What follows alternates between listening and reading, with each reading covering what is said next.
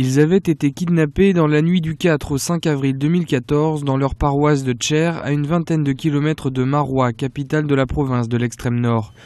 2 prêtres italiens et une religieuse canadienne ont été libérés après 2 mois de captivité.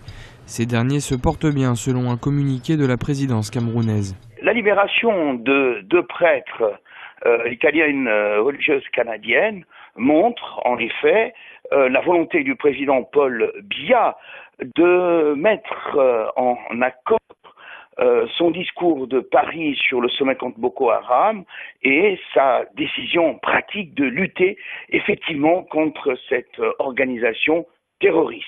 Si aucune revendication de cette prise d'otage n'a été enregistrée, les services de sécurité camerounais l'attribuent à Boko Haram.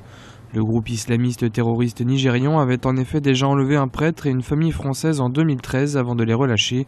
Cette libération témoigne en tout cas de la volonté camerounaise de lutter contre ce type d'organisation.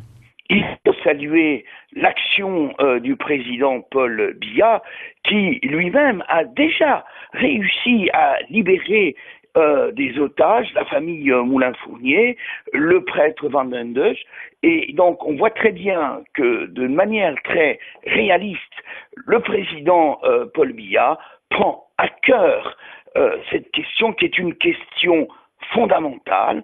Il a reçu le président Idriss Déby Itno pour mettre en place une plateforme pratique.